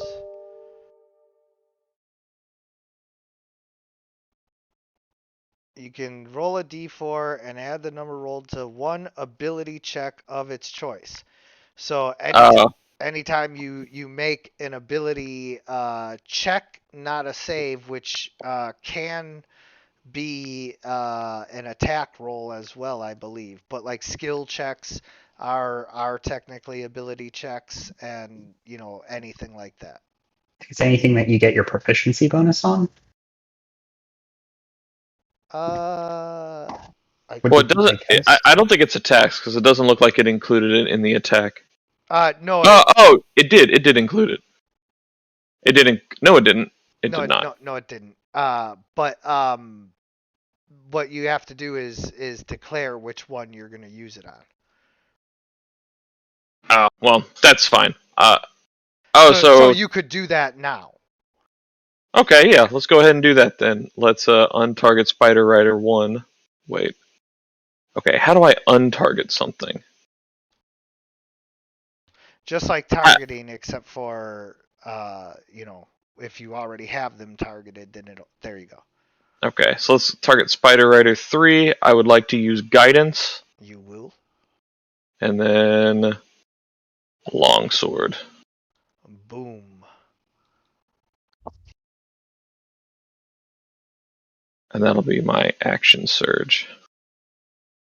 So, summoning up his warrior strength and spirit, Perzor finds the strength to not only continue to fight, but make even more attacks this round than normal as he strikes both Spider Rider number 1 and 3 with his enchanted longsword.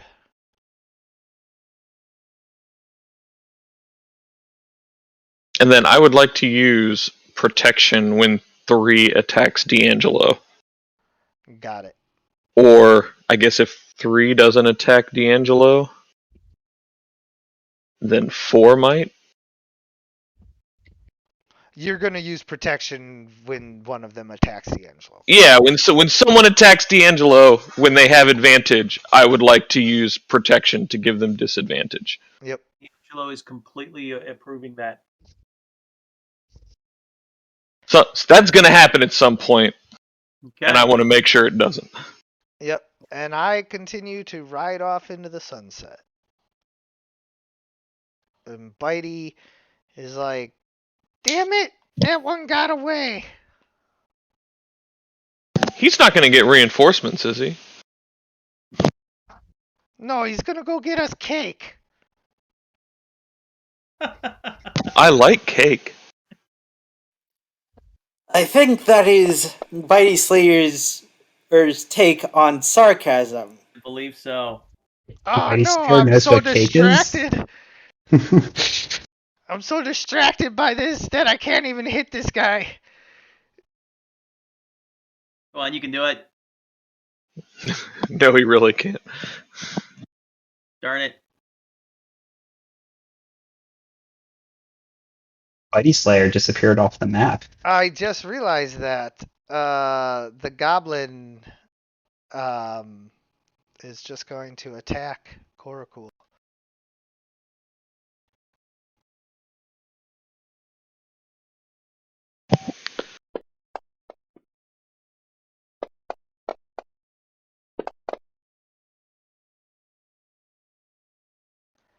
Spider Rider number 1. Come on. Miss, baby. Attack. I thought was he stunned last round? Correct. Ah, okay.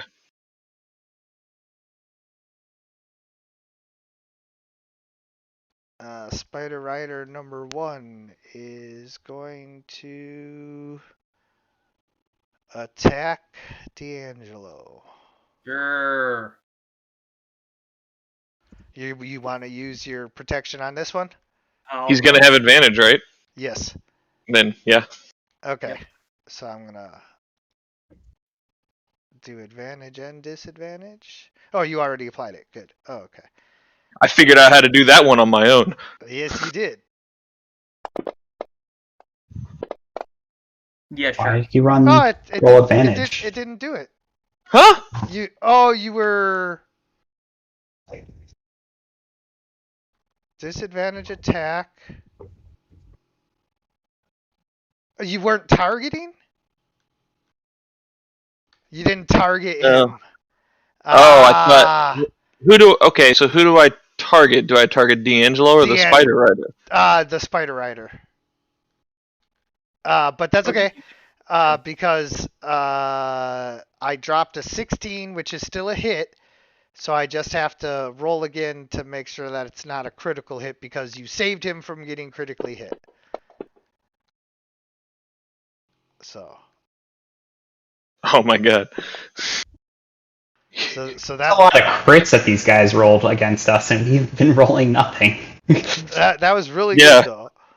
I was supposed to say I saved one critical hit. That would have been what, your 5th critical hit this encounter, D'Angelo? Yeah, again, I'm uniquely qualified to get hit. You need to make a character that can't be critted. Yeah, you just gotta get adamantine armor. Yeah. Well, my character was supposed to protect him, but I'm still looking for my armor. I got 4 hit points left, baby. That's all you need. Yeah, sure. I did To paraphrase the Beatles, all you need is one. Yeah. Yes. DM, I am using cutting words on this guy. Oh, Spider Rider number 5. Yes, please. Yeah. Cutting words. Cut those words. Attack 1d6, so it's a minus 1d6. Yep. So I'm actually just gonna roll the 1d6 to see if that would reduce it enough. 14. I think that is just what I need. Nope, it is 1 less. So you get your 6 hit points back. As Pesci shouts out, Perzor, watch out! There's something ugly to your left trying to eat you.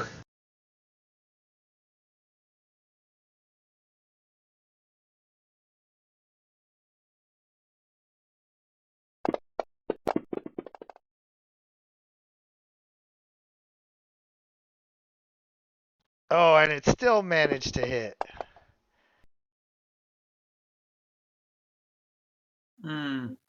D'Angelo. Okay. May I suggest hitting number 2? I think you're correct.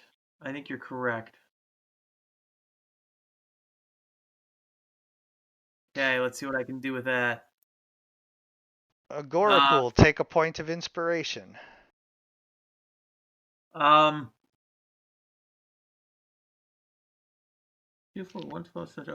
Oh, and Pesci,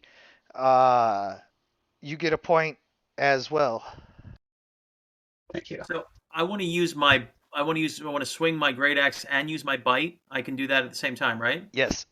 Okay, and then obviously I'll do the great axe first. Yeah. Okay, Well, you don't have to, but that'll work. All right, I'll do that. Get him. Okay. Yeah. So, you take out Spider Rider number 2, who is dying, and as we covered, these guys aren't getting their rolls. But now And number 3. Well, I would go to 1. Actually, I would go to 1 because yes, he's dead, right? yes. So I'm going to try to attack 1 with my bite.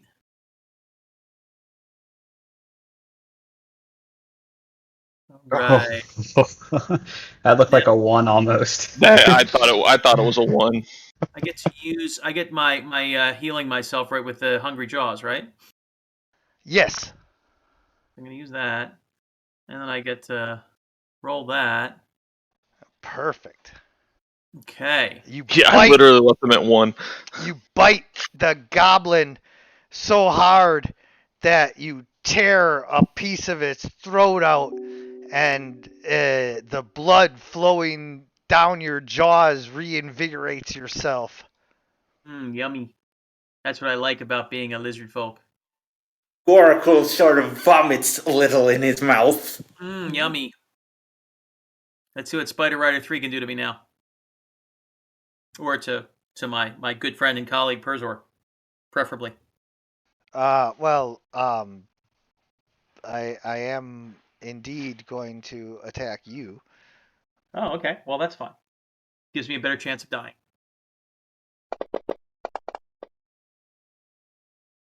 Ha! Come on. Still other attacks. 3, 2, come on. Oh, your lizard-like dexterity saves you. All right, I'll take it. Come on, Gorakul. I guess here's a question. Does my reaction recharge at the start of the round or on my turn? Each turn you get a reaction. Yeah, at your turn. So it so because I've already used, I think I used it on 7, right?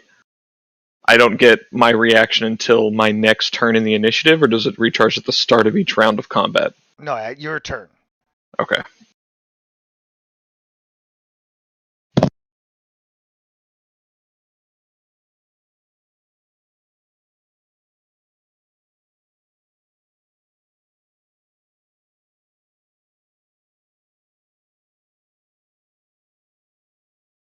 You can move all the way up there because you wouldn't have moved out of his. Yes, I'm just trying to position myself cleverly so I can use my thunderclap. Ah.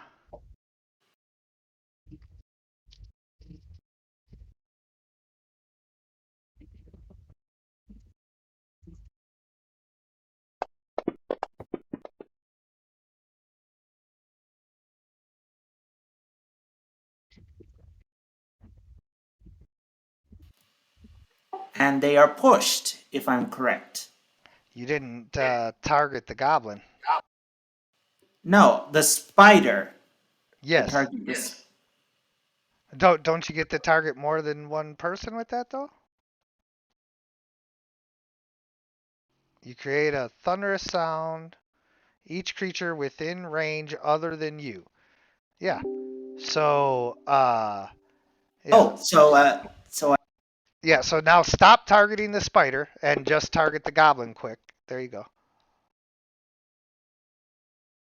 Yeah, and he fails too. There you go.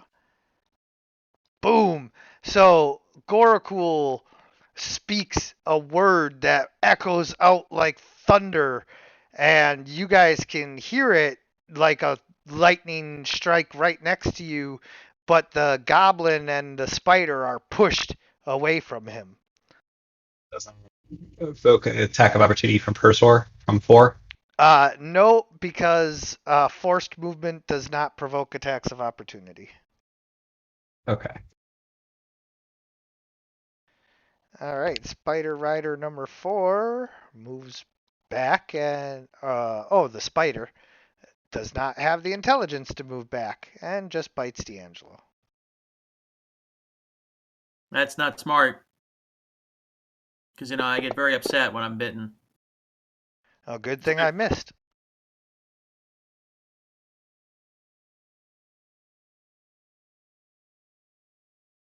All right, Pesci, you're up.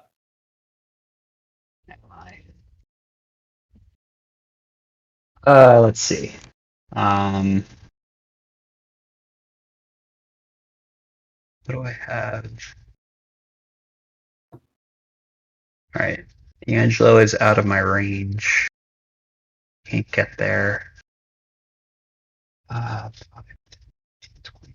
25. Nope. Perzor is out of my range.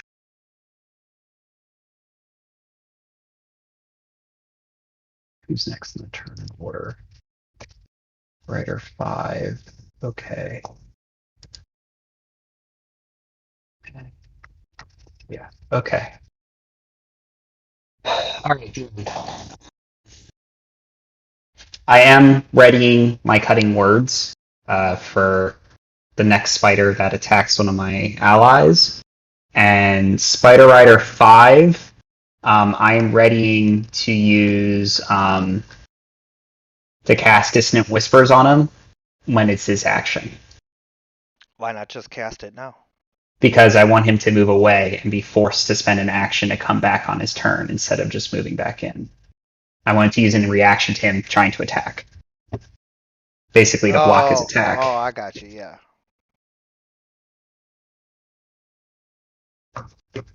Make sense? Yeah, no, it does, yes. Okay. Cool. Alright. It's my turn. Oh, wait, no, it's the same effect because he'd have to use the movement on his turn to move away either way. Is it? Yep. But I mean, he would be in the middle, he'd be starting his attack, and then I tell him to run away instead. So he loses his attack, right? He'd have to run away at the start of his turn if you did it right now.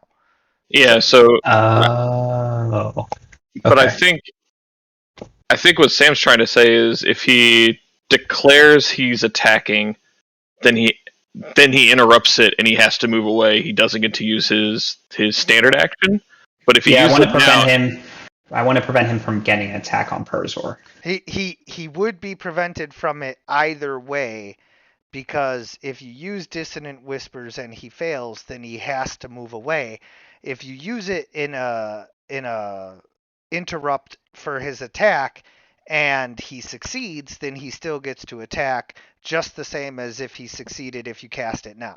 So Okay. it's the same whether you do it now or then. The only reason that you would do it as like a reaction like that, an interrupt like that, is if you were waiting to see for sure that somebody was Okay. hostile before doing it or something like that. And I just read it, and it looks like on his action he must move his full speed. Mm-hmm. So that means he spends his action and his movement action to do it. So okay. Leave him Nope. target. Nope. When it says it What? spends his full speed, they just mean the movement action.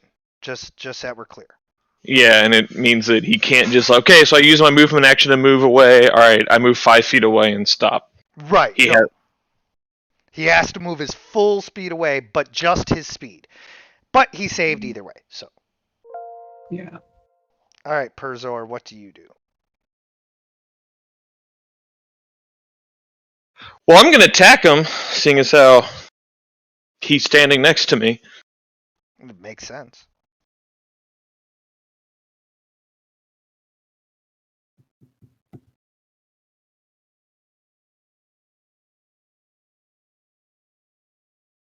Man, I really don't want to hit him. Yeah. So I Definitely. guess, yeah, not really a whole lot else I can do. Go ahead, pass the turn. Spider Rider 7.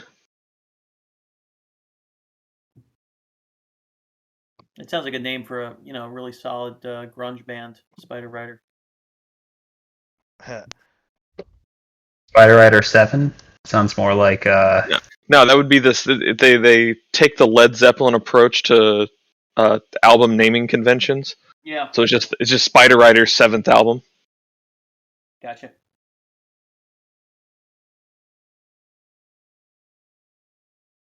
I'm guessing Kobold is Bitey Slayer. Correct. Our guy, our girl, our woman of the night. You don't have to turn on the red light. Roxanne.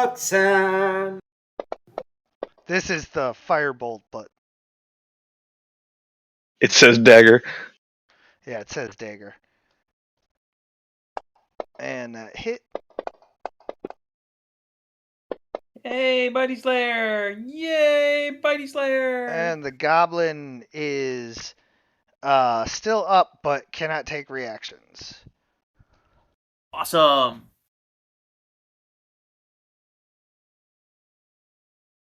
And it attacks Bitey Slayer. How dare he? Miss. Oh! Ah, isn't he grappled? I was just realizing that I cannot move. okay, good. So All of instead, I attack Gorakul.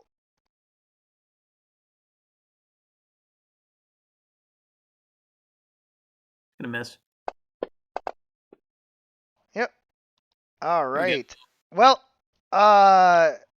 there's not a lot left, but we have come to the time that you usually have to go. Do we want to try and get through one more round, or do we want to? I go through one more round. We know what your vote is all the time. I'm asking everybody who has schedules to keep. And Sam, what do you want to do? I'm up for it. Okay. Ryan, I think Sam? I'm good for a round. Yeah, we're good. Okay, one more. Yeah, I'm already on it. So Perzor gets attacked. Actually, yes. I have cutting words to use. Okay, go ahead. And I am moving down here in order to get advantage. Clear that. And use this. And I am targeting him. And he's cutted with my words. You have to roll the save though. No, when he rolls, he gets a minus 1d6. It's just an effect that gets applied. I don't roll. Oh. Okay. And then the goblin. No, 19. D'Angelo. D'Angelo. All right, D'Angelo's going to go after number 3. See if we can get him off the board. If I can actually hit him. Same thing. I'm gonna swing and bite. I can do that, right? Yes, and don't forget that you do have reckless attack, which would allow you to get advantage with this. Yes, you'd be giving them advantage on their attacks against you, but there's not that many left now. Let's do it, baby. Let's do it. I like being reckless. I like when you guys hit. I got 12 on both of them anyway. Yeah, Okay. I guess. Okay, so I'm gonna knock that guy. Yes. Right, and then I'm gonna bite. Number 4. See if I can get him. Okay, and I get to do that. Yes. Ow, didn't help me that much, but then I get that as well. Hey, Okay. anytime you deal any damage, it's helping. So. Okay, all right. So I think that's as much as I can do. All right. Gorakul. Oracle, sort of holding up the goblin, looks at the at the spider rider next to him, says, "So, you fancy yourself a skilled fighter, hmm?"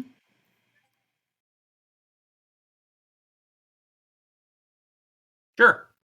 Goblin noise. Well done. Gorakul sort of shakes his head and looks to Bitey Slayer. "I suggest, could you please move back a bit? There's something I need to do." Kobold And- noise. I'm kidding. Yeah, fighting. Yeah, I'm gonna hold my turn for when Bitey Slayer sort of moves back. Got it. Okay. And then, sorry, that's not the right turn. And then the next turn is going to Pesci.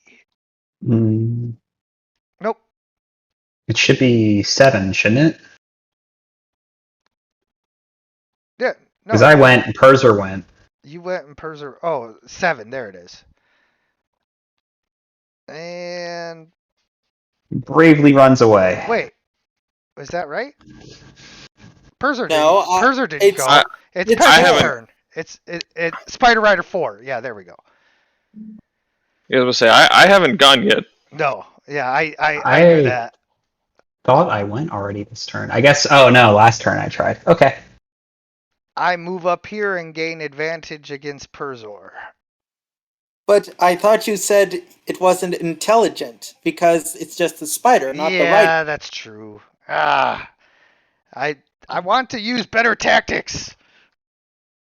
I don't want you to because. Hold on. Wait. Oh, Why Damn was it. that advantage? I don't know. It's supposed to be disadvantage. Yeah, there you go. It keeps wanting to roll at advantage. Is D'Angelo messed up? Is something going on here with D'Angelo? Oh, I Reckless. did a reckless attack. yep, reckless. So, no, 19 hit.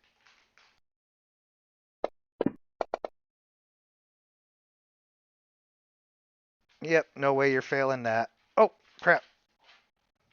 Gotta still do the half a damage. Half a damage to use, which is 0. Nice. That's because I used the Yeah. temporary one. Yeah, the temporary hit points. All right, Pesky. All right. Pesci lays down a level 2 sleep spell right behind Rider 4 and the Goblin to put them to sleep.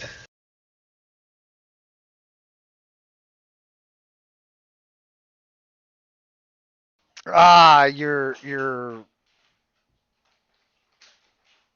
Wait, who are you because you might end up putting like D'Angelo and Purzor to sleep here. How can I put them to sleep? It's an area of effect. I just put the point of effect behind 20 feet behind them, so the radius is just hitting those two.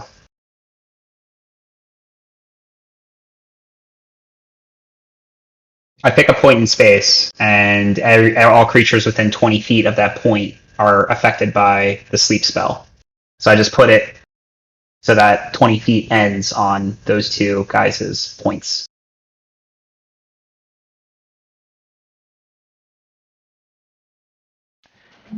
Yeah, so, when it comes to like spells like that, Fireball is something where you can like pick a point and then everything around it is targeted. Sleep is more like you pick a creature and then everybody within 20 feet also is affected.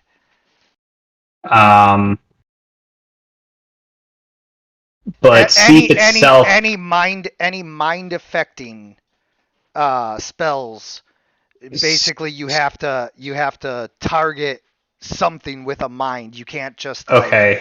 put it. Well, no. So the text of sleep specifically says creatures within 20 feet of a point you choose within range are affected in ascending order of current hit points. Yes, but you can't just like point at a blank square and be like sleep. you have to It's an enchantment, though. It's not a mind affecting ability. It's an enchantment. I'm enchanting them to everything in a radius to go to sleep. Oh, I assure you, it's mind affecting. I think If something doesn't have a mind, it will not be affected by sleep. Correct. But the wording of this, my Oh, I point of agree. I agree. contention is I the agree. wording I is agree with also you that that's this. what the wording says. I'm not arguing that. I'm saying that in my game with Okay. mind That affecting is your ruling on that. right, with mind affecting spells, you have to target a creature, and it's just because it's possible to like get really gamey if you're allowed to just like target open spaces with like mind affecting stuff. But regardless, in this instance, if you target any of them, you might put your allies to sleep. I will definitely be putting my allies to sleep because I know D'Angelo and Perzoor do not have enough HP. Okay, so you I never guess, know. Depends on what you roll. True. Yeah, just shoot something. That's what I do. When I'm in doubt, I just shoot something. Yeah. Okay. Well, I will use Dissonant Whispers on Spider Rider 5. See if I can get him to run away. And he saves. Okay. Well, I'm done.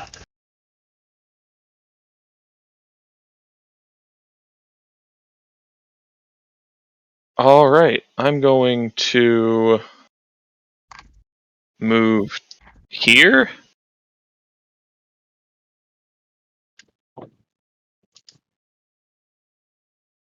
I'm Can I sorry, just 1 second. I'm changing the token for spider number 4 so that I stop forgetting that he's just a spider. All right, there we go. And you're moving there, which would not provoke. Yes. That's the dream. Let's untarget Spider Rider 4. And then let's Take out 5. go ahead and attack Spider Rider 5. Yeah, that's what.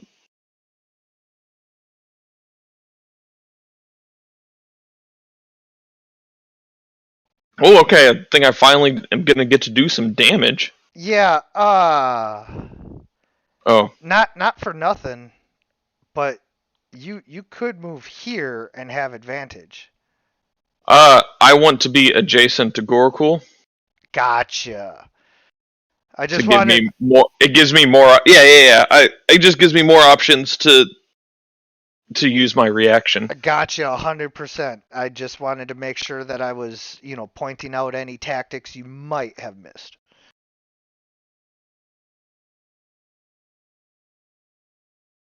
Okay. Oh, And then- he's wounded.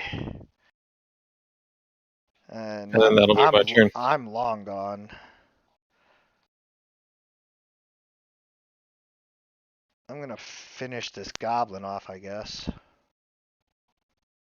Was there something that you wanted, Gorakul? Is there something you wanted Buddy Slayer to do? Move or something? Oh, Like that? I was supposed to move? Yeah, I'll move. I can still do that. So.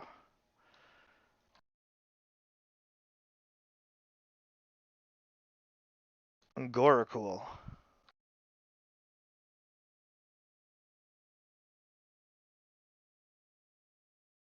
Gorakul? I was going to saying that it's going to do Earth Tremor, but this works fine. And I'm going to position my Fire Breath to just attack number 5. You could do that. I again don't want to, overstep or anything, but yeah, you already know. Oh, wait, maybe not. That could be just targeting 5. Do you know that if you do it this way, you can get both of these guys?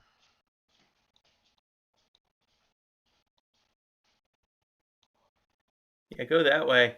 Oh, that actually makes a better.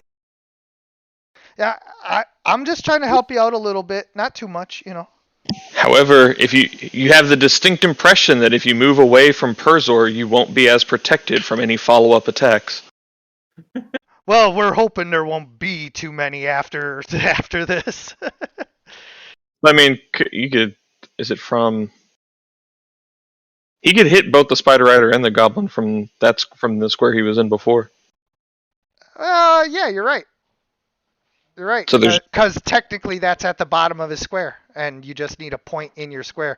I was just, looking at it from like where it would be the most logical to stand to do it. But you're right. If he cranes his neck around there,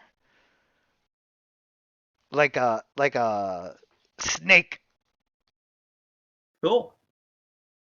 All right, you kill the goblin, and the spider is burnt and freaking out like a spider freak out. Crispy. Crispity crunchity. And I'm just gonna bite Perzor real quick to make this fast and easy.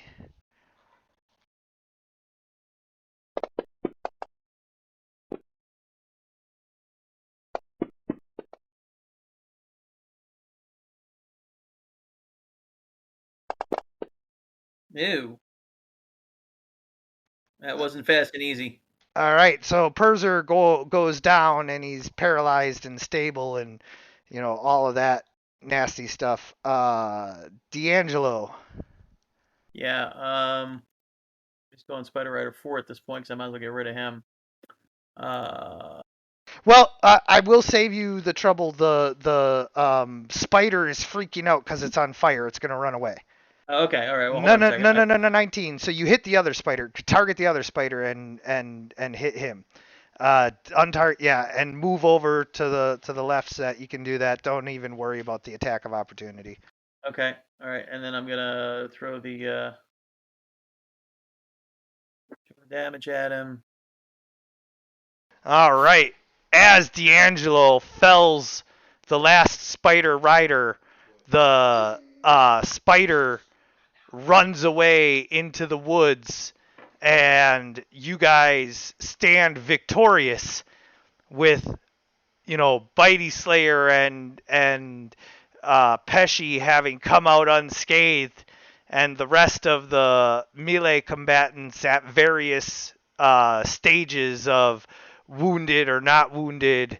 Perhaps the girls will come back from their tea party and see you guys, and do something about it. But for now, Gorakul goes over to the wounded Perzor and does his best to aid him. But for the next hour or so, Perzor is in a near catatonic, paralyzed state as the spider's venom courses its way through his system.